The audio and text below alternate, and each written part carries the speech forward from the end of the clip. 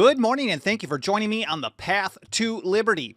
It's Wednesday, April 7th, 2021. And on this episode, I'm again sharing more warnings from the founding generation on tyranny, the dangers of centralized or consolidated government power. This time, an overview of the book Tyranny Unmasked, written by leading Jeffersonian Republican John Taylor of Caroline and published in 1822. Most people have never even heard of this thing, but it's got some really incredible stuff in it. So I want to share some quotes from that. I'm going to give an overview, a very brief introduction to John Taylor, or John Taylor of Caroline. I've got an overview of the book, and then I've got some highlights and some quotes from it, just briefly touching on it to hopefully whet your appetite to read it. It's available online for free.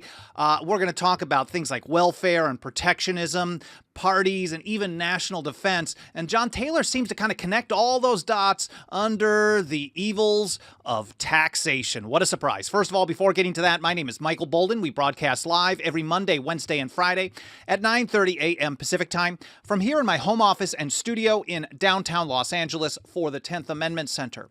Our show homepage has everything you need to follow this program. 10thamendmentcenter.com/path to liberty, all spelled out. There you're going to find all the archives of the show. We're closing in on our 3-year anniversary. Pretty amazing. You can find all the different platforms we're on. We're on a ton. We live stream on the mainstream ones, and then we also, hopefully we'll start live streaming on Odyssey.com. We're also archived there, plus places like BitChute, Brighteon, BitTube, Hyper, Hype TV, and elsewhere. We also have the podcast edition for those of you who prefer Apple Podcasts or Spotify, Stitcher, Podbean, and elsewhere.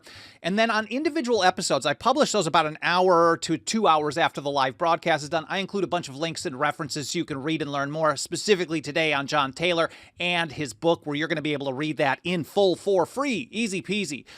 You can also find our membership program where you can put your financial faith behind our work. Again, all that and more over at 10thamendmentcenter.com/path to liberty. All spelled out. 10thamendmentcenter.com/path to liberty. And a quick hello to everyone out in the live chat while we're allowing people another moment or so time to get notifications to join us on the live stream. There's Bob in Texas, Sherry in Southern Arizona.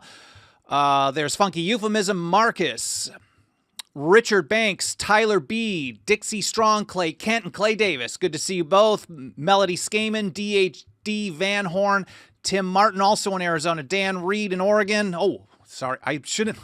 Sometimes I'm just reading through it. I know where people are. I apologize, Dan. I did not mean to dox.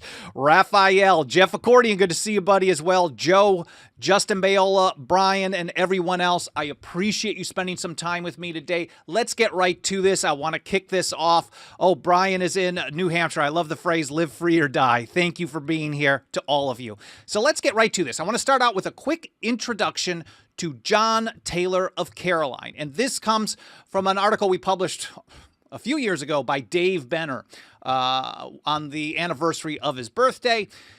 And he was born in 1753. And Dave describes him this way. He was a prominent promoter of Thomas Jefferson and his political philosophy. He was one of the leaders of the Jeffersonian Republicans in the early 19th century, period from the late 1700s through the early 1800s. He was a significant, Dave writes, but underappreciated member of the founding generation.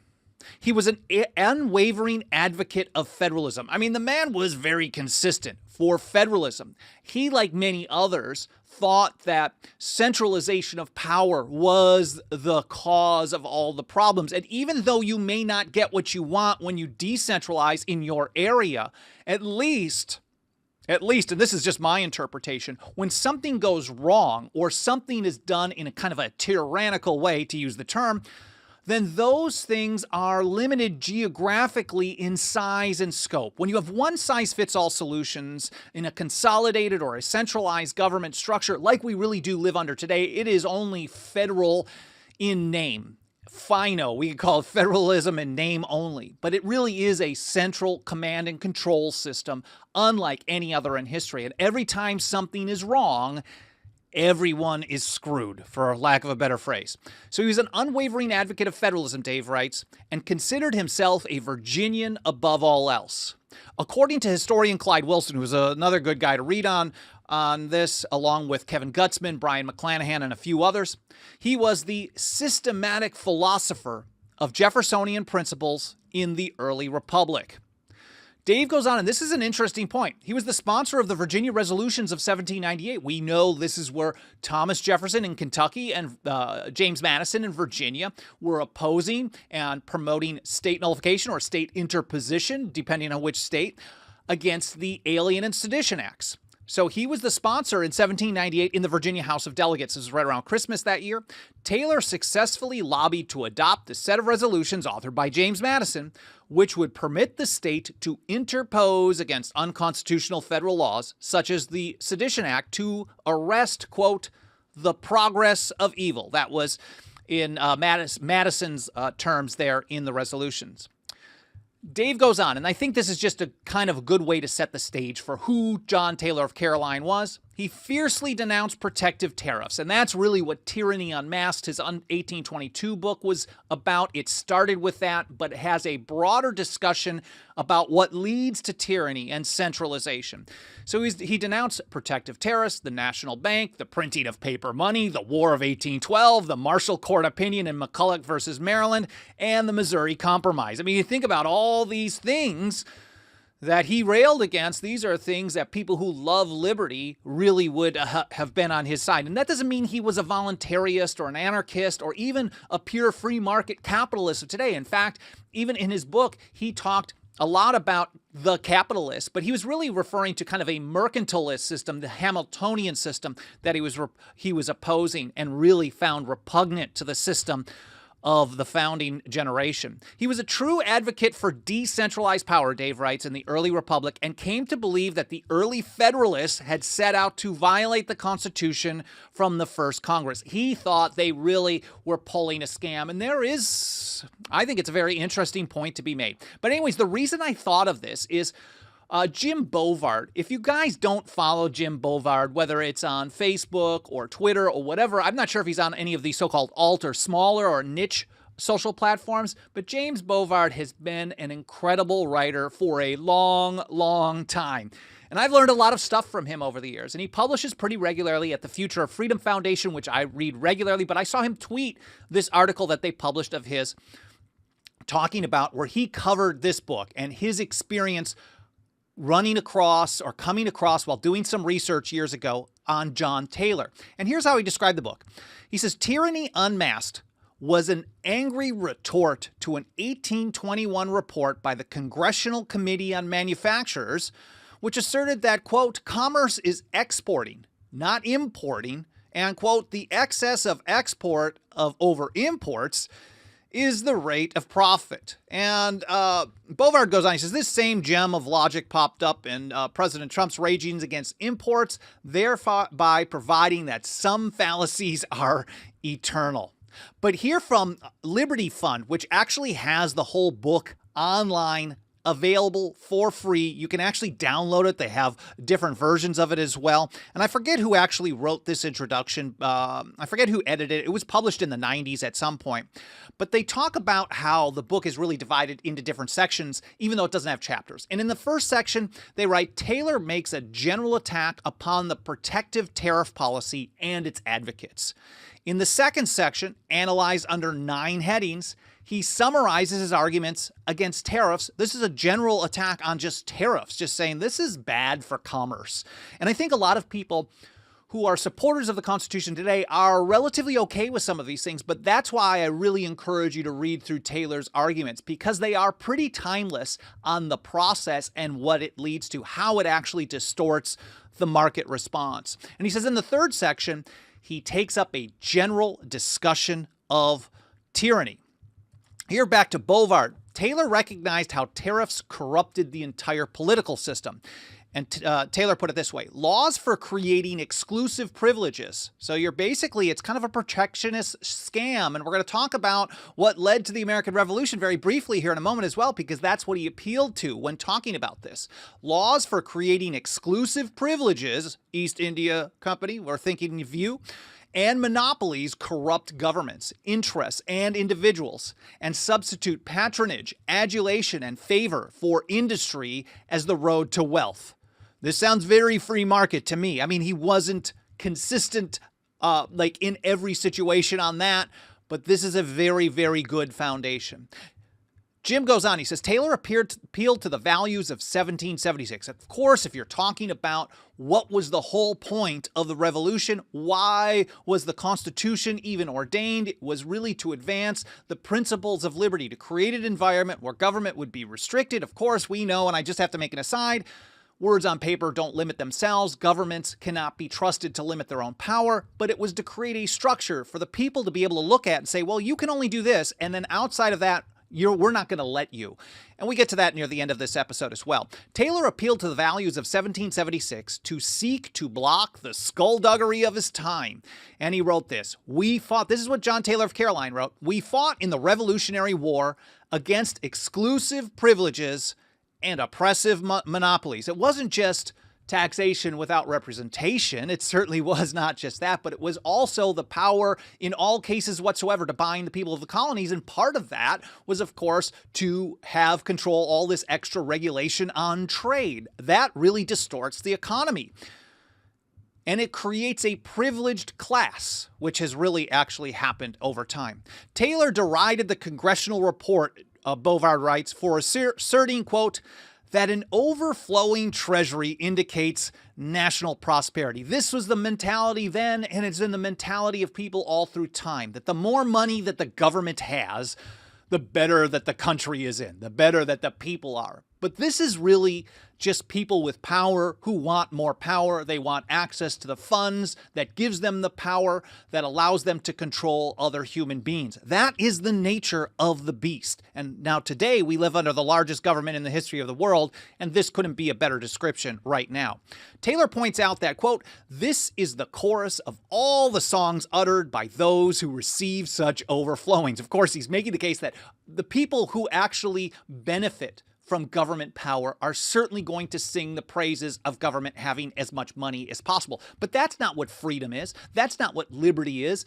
You don't say, and he talks about this throughout the book. He's like, if this is all that it matters, then of course all the countries in Europe are free. All the countries over here and here and here, they're all free because the government is big and strong and has tons of money. Patrick Henry actually talked about this as well. In the Virginia Ratifying Convention in the summer of 1788, he specifically said, you know, we don't need to be a great and mighty country, a great and mighty empire. What we need to be great and mighty, and I'm paraphrasing, of course, is to have as our end, as liberty as our end and direct foundation, direct end and foundation. Going further from James Bovard, Taylor loathed tariffs because he recognized them as a vast expansion of government power and political prerogatives. And this is under a subheading of the Great Expansion.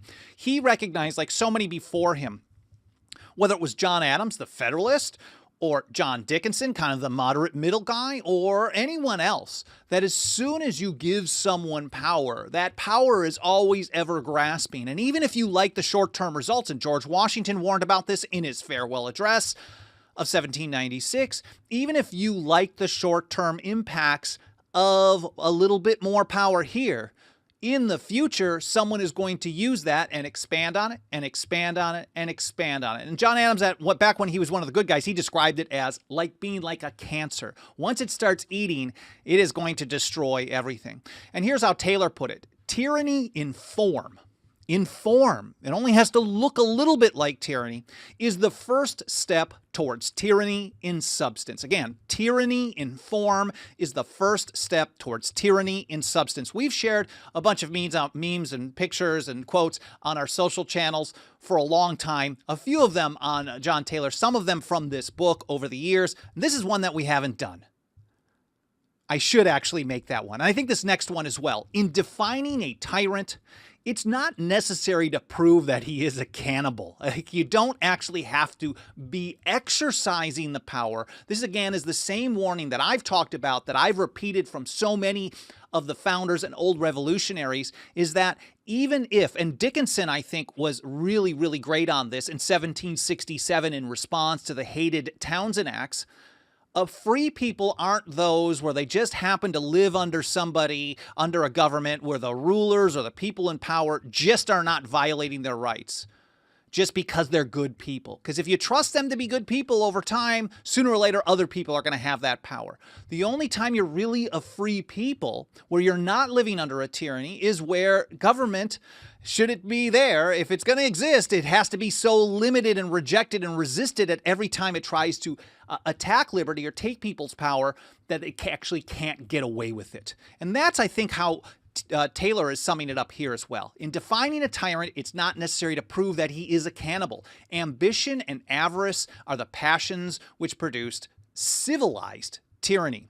And here back to Liberty Fund as well. In the third section of Tyranny Unmasked, Taylor discusses tyranny generally, and specifically the choice confronting Americans at that time. He asks what could preserve liberty, and his answer was a balance of federal power could not do so, just balancing the federal government, because then you're relying on the federal government to limit itself. The checks and balances under the Constitution aren't just the three branches of the federal government and hoping that federal judges limit the federal Congress, or the federal executive branch limits the federal judges, or Congress limits the judges. That isn't it. Because again, what you're doing is you're going to the creation from the creators, the people of the several states, and asking the creation to determine the extent of its own power that had been delegated to it from the sovereign people of the several states.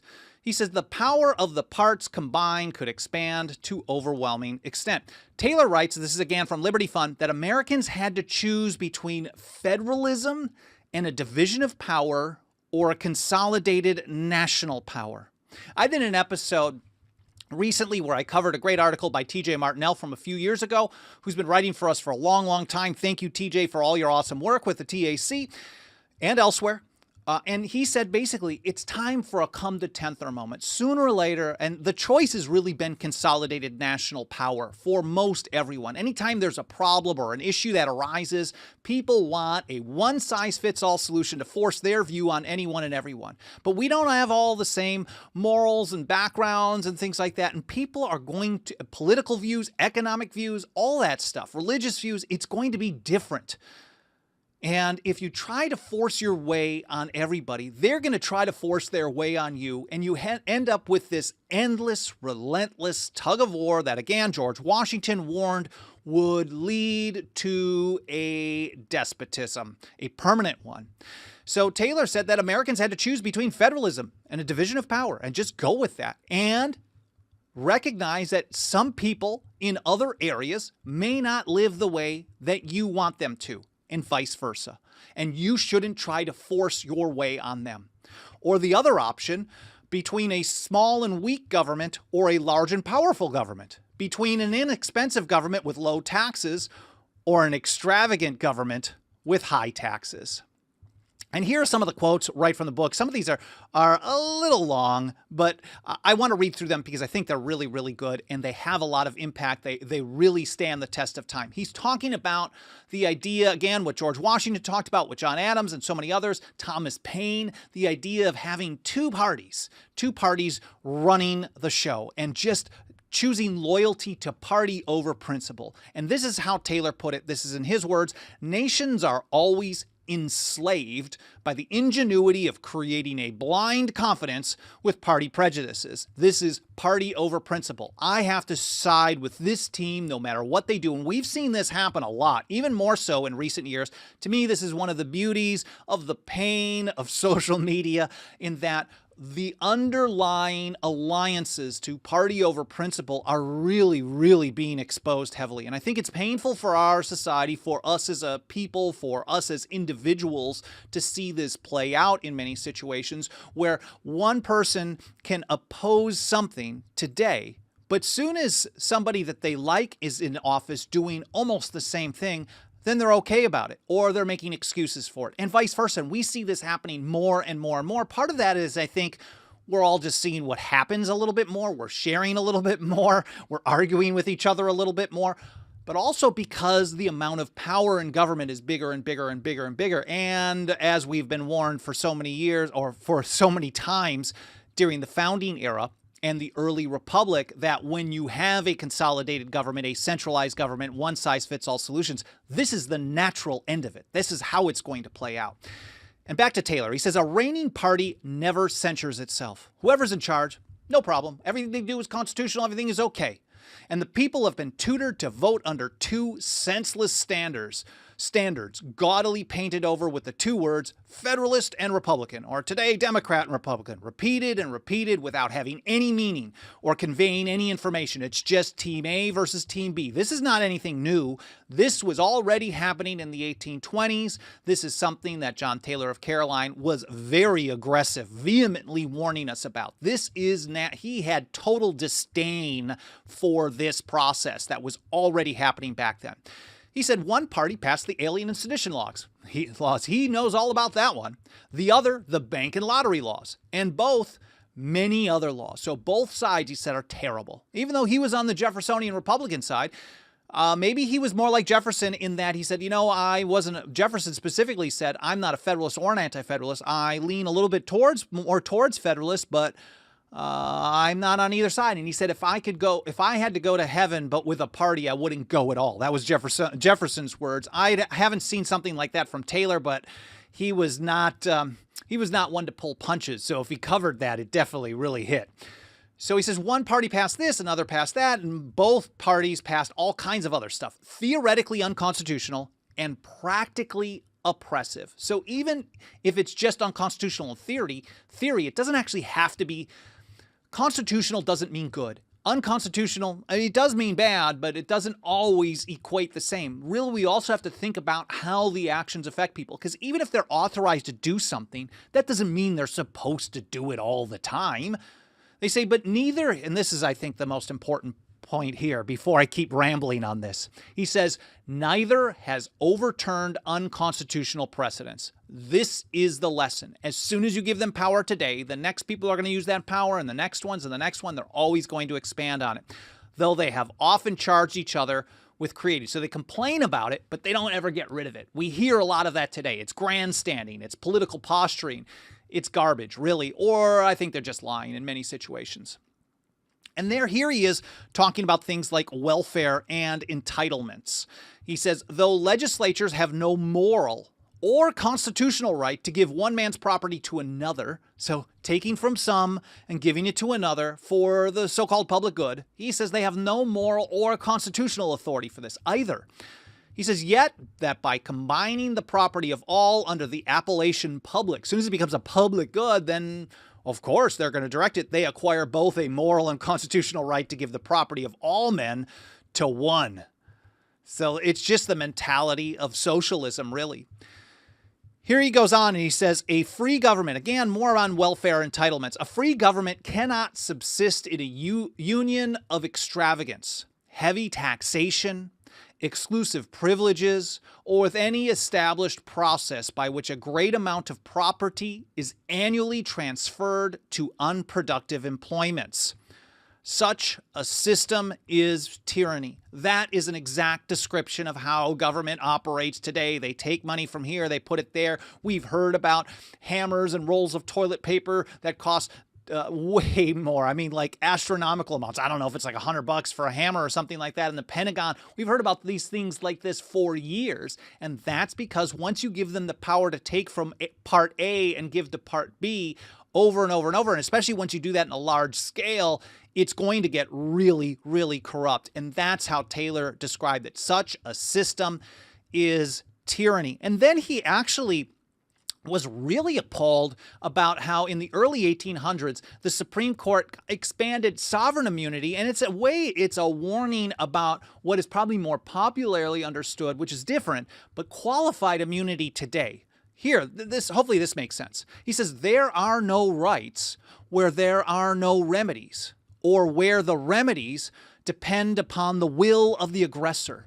So if a government agent, whether it's a law enforcement officer or an ATF agent or just some regulator, it doesn't matter. When they actually violate someone's rights and they can't be held accountable due to some kind of court-created immunity, then there are no rights. You have no rights at all, especially if the accountability depends on the people who violated your rights in the first place. Again, there are no rights where there are no remedies, or where the remedies depend upon the will of the aggressor. That's really kind of talking about immunity, government immunity. And really my favorite one, I think my favorite quote from John Taylor of Caroline of all time is this one. It's long, but please hear me out because it's just amazing. National defense, he writes, is the usual pretext for the policy of fleecing the people. We know that, and this is my aside, that when they say it's for your safety, it's really so we can rip you off or so that we can control you. He says taxation. So if they're using taxation in order to defend everybody, could make everyone scared. John Adams, of course, famously said, fear is the foundation of most governments. I just think most should be changed to all. It's the foundation. So if they scare everyone into being afraid of people in far-off places coming to get them, and you can't have the right to keep and bear arms and defend yourselves and country, then of course you're going to be more willing to say, okay, well, we got to do this. You got to protect us against the enemies. Keep us safe so we can be free. But Taylor points out the absurdity of this, and I'll get to that in a moment. Taxation, he says, however enormous, is uniformly swallowed by individual avarice, and nothing is laid by, even in times of peace. In times of peace, there's always going to be tons of national defense spending. We certainly see that now, where the U.S. spends more than the next 7 to 10 countries combined, and it's close to spending more than the next 144 combined as well. So even in times of peace, nothing is laid by to meet the dangers as a precaution against which it is pretended to be inflicted. He says the treasure extorted beyond the line of honest frugality is uniformly diverted from the end of defending to that of transferring property. It's not national defense. I know Ron Paul has often talked about the military spending, the military budgets as being militarism, military spending, not defense spending. They're not talking about defending. They're just expanding military empire might. And this is what John Taylor of Caroline, the great Jeffersonian Republican, called it back then. But this is kind of where he hammers it home, because even if there is some, well, I think his words will have it make sense. He says, what is still worse, the pretext of defending nations by oppressive taxation defeats its object by its means. So if you're supposed to be staying free, if the government is supposed to protect you so you can have liberty, and then the way that they do that is to have oppressive taxation, which is really, it's pretty redundant. But if that's their way of doing it, there's no point. Why? What's the point? He says it weakens nations by indisposing the inhabitants of a country to defend it. What's the point? We're not excited about these people. I mean, there may be attachment to state, to country, to home, to family, and things like that. And I think people do rally to a cause. But you're creating an environment where people are pissed off at their own country because of the oppressive taxation. And if we don't have that right now, I think people are lying to themselves. He says, why should they? Why should they be disposed if this masterly policy already takes from them as much as they can pay? No conqueror or tyrant can take more. And to sum it up, I want to go to this great article over at Law and Liberty, which is, I think, also run by Liberty Fund. This was published by Aaron Coleman, who I've been reading more and more lately. Really good guy on decentralization, federalism, 10th Amendment stuff, and an amazing researcher and writer. And he says, you know, it's not hopeless, really, because Taylor actually gives us a prescription. He said 4 essential principles, he argued, could preserve or preserved American constitutional liberty. And I'm just going to read through these from Aaron Coleman's article, which I will link to in the show notes. He says the first held that state constitutions ought to be the act of the people. 2, federal constitutions ought to be the act of the people and the states, and unalterable but by 3/4 of the states. 3rd, that a definite and permanent, so that actually rejects the notion of a living, breathing constitution or legislating from the bench, things like that, that we know those phrases today. 3rd, a definite and permanent division of power. Definite, very clear line. That is the 10th Amendment. That's what Thomas Jefferson called the foundation of the Constitution. That limit of power, that dividing line, has to be definite and permanent.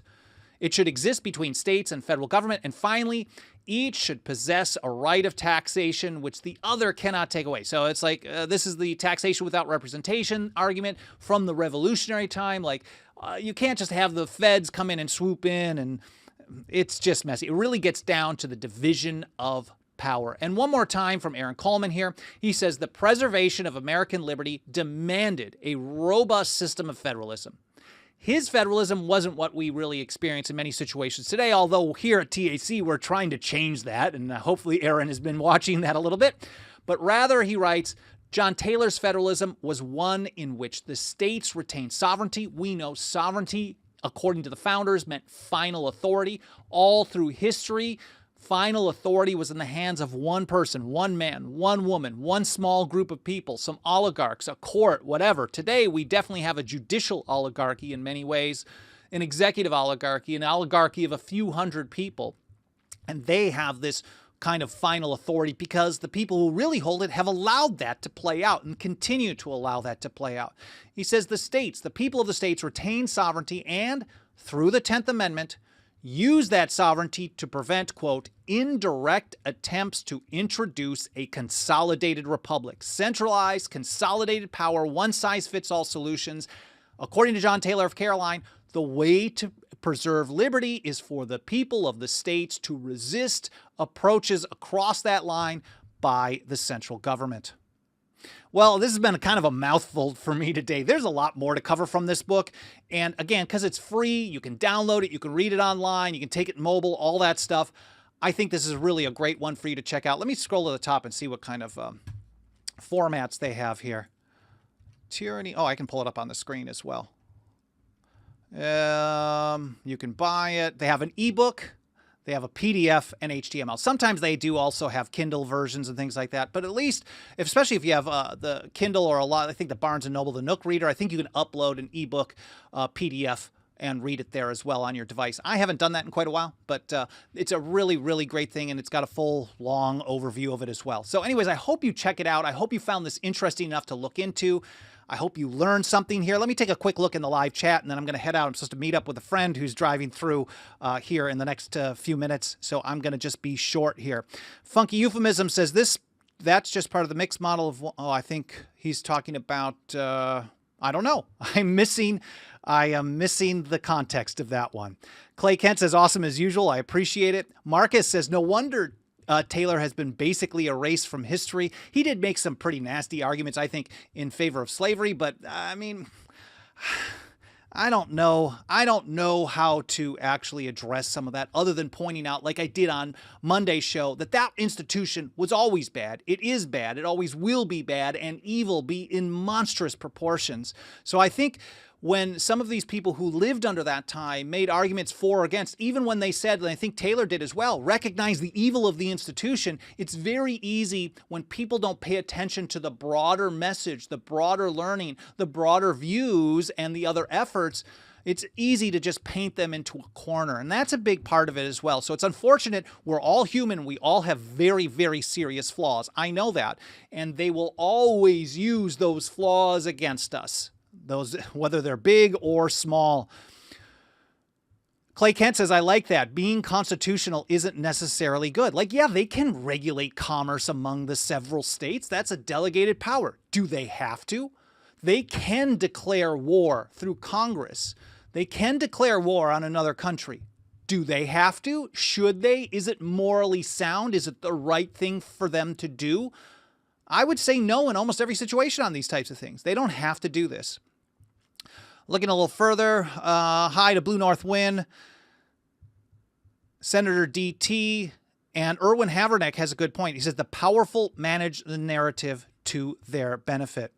Funky Euphemism, he's talking about what I was calling oligarchy. He says, what you were calling oligarchy was the mixed mode of government we adopted from the British. Oh, interesting. So the kind of that, the mercantilist type of a system. Anyways, I will read through a little bit more of these comments later on today. Please continue doing that, whether it's here live right now for the last few moments of this show or later on in the archive. Doing that, smashing the like button, leaving reviews on Apple Podcasts and any other podcast platform. That certainly helps us spread the word a lot because it triggers the algorithm of the platform and it tells that platform to show the program to more people. If you want to do it, if you're able to, please don't feel any pressure to do so. But if you're able to pitch in financially, our membership program starts out as little as $2 a month. And I can tell you nothing, absolutely nothing helps us roll up our sleeves every single day, even if I'm wearing short sleeves here. Nothing helps us do this work every day to teach people about the Constitution and liberty and how to actually advance it in our lifetime. Support those things right now. Nothing helps us more than the financial faith of our members. I see a number of you out there. I'm very grateful for your support. It starts out as little as $2 a month if you feel